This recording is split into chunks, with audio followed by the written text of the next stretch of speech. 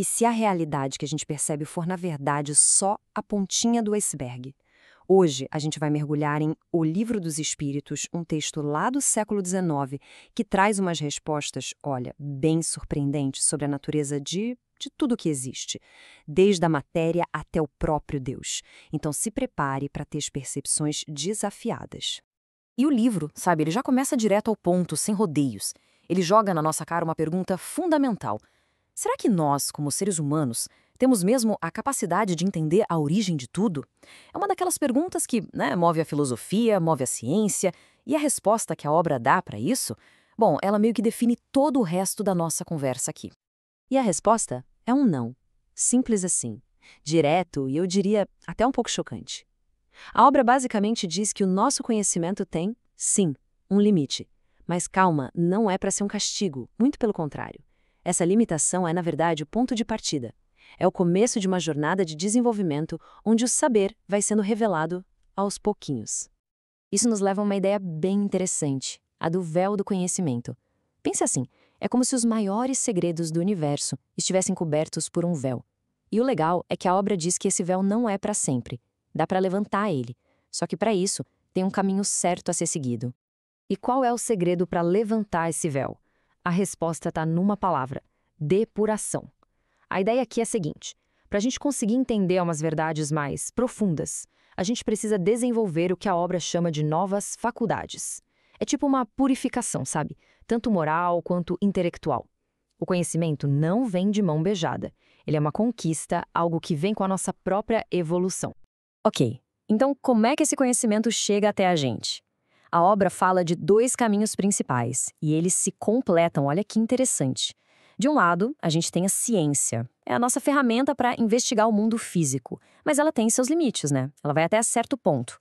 Do outro lado, existe a revelação, que seria um jeito de receber verdades que a ciência ainda não alcançou. Viria direto da fonte, por assim dizer. Beleza, já entendemos como a gente conhece as coisas. Agora vamos ver o que a gente pode conhecer.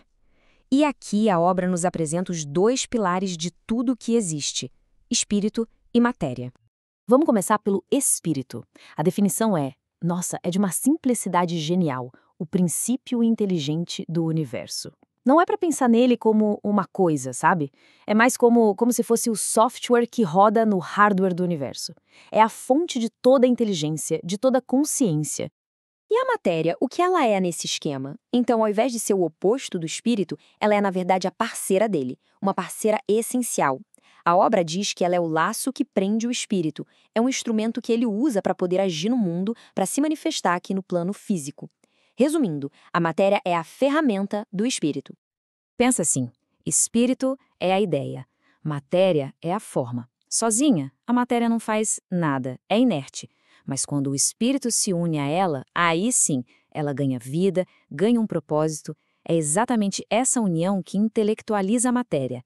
É o que permite que a inteligência se manifeste de um jeito que a gente consiga perceber com os nossos sentidos. Mas, será que é só isso? Espírito e matéria? E pronto? A resposta, como se pode imaginar, é não. A história é um pouco mais complexa. E é agora que a gente vai entrar numa camada ainda mais profunda dessa cosmologia. A gente vai conhecer a chamada Trindade Universal. E o próprio livro nos prepara para isso, sabe? Lá na questão 27, ele pergunta exatamente isso. À primeira vista, parece que está só confirmando o que a gente acabou de falar sobre espírito e matéria. Mas, na verdade, é uma isca, é uma deixa para introduzir um terceiro elemento, um elemento fundamental que amarra tudo. E aqui está ela. O princípio de tudo não é uma dupla, e sim um trio. No topo de tudo, Deus, o Criador, o Pai de todas as coisas, e abaixo dele, os dois elementos que a gente já conversou sobre, o espírito, que é o princípio inteligente, e a matéria, que é o instrumento. Ok, mas aí surge uma questão lógica, né? Como é que o espírito, que é algo tão sutil, consegue interagir com a matéria, que é descrita como grosseira? A resposta para esse quebra-cabeça é o chamado fluido universal. Pensa nele como, um adaptador. Uma ponte que conecta o que é imaterial com o que é material. É ele que permite que a vontade do espírito se transforme em ação aqui no mundo físico. É o elo perdido. Certo, com essa estrutura toda em mente, vamos para a nossa última parte e explorar o que tudo isso significa na prática. Se tudo vem desses 3 princípios básicos, o que isso quer dizer sobre a natureza das coisas que a gente vê, toca e sente no dia a dia? Aí vem uma frase do livro que é curta, mas, uau, é poderosa. Tudo está em tudo. Essa frase meio enigmática aponta para uma das ideias mais, eu diria, radicais da obra. A ideia de que toda essa diversidade que a gente vê no universo é, de certa forma, uma ilusão. Lá no fundo, tudo tem a mesma origem. Tudo está conectado. Vamos detalhar um pouco mais essa ideia. Segundo o livro, todos os corpos da natureza, por mais diferentes que pareçam ser, vêm de um único elemento primitivo. Então, o que a gente conhece como oxigênio, carbono, ouro, tudo isso seria apenas uma transformação dessa matéria original. E as cores, os sabores, os cheiros, são só modificações dessa substância única, que a gente só percebe por causa dos nossos órgãos, dos nossos sentidos. É uma visão da realidade, assim, totalmente unificada. Bem diferente, né? A obra também fala sobre a natureza do espaço, e o argumento que ela usa para dizer que ele é infinito é puramente lógico. E eu acho genial. Funciona assim: tenta imaginar um limite para o espaço, um muro no fim de tudo. A sua mente, na mesma hora, vai perguntar: tá, mas e o que tem do outro lado do muro? Pois é, esse outro lado também seria espaço. Ou seja, não tem como ter um limite. O espaço tem que ser infinito. Isso nos traz para a última grande questão cosmológica dessa análise, que vem lá da pergunta 36. Ok, o espaço é infinito, mas será que existe algum lugar nele que seja um vácuo absoluto, totalmente vazio? E a resposta, olha, ela amarra tudo de um jeito perfeito, voltando lá para o nosso tema do início. A resposta é: não, não existe vácuo.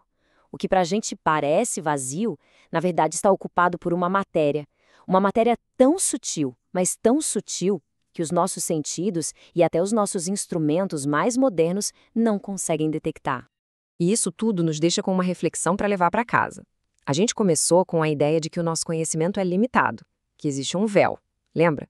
E a gente termina com a noção de que até o espaço que a gente achava que era vazio está cheio de coisas que a gente não pode ver. Então, a grande pergunta que fica no ar é: se a realidade é tão mais rica, tão mais complexa do que a gente percebe, o que mais será que está acontecendo agora mesmo, bem ao nosso redor, escapando completamente dos nossos sentidos? A nossa análise por aqui termina, mas a investigação de verdade, essa está só começando.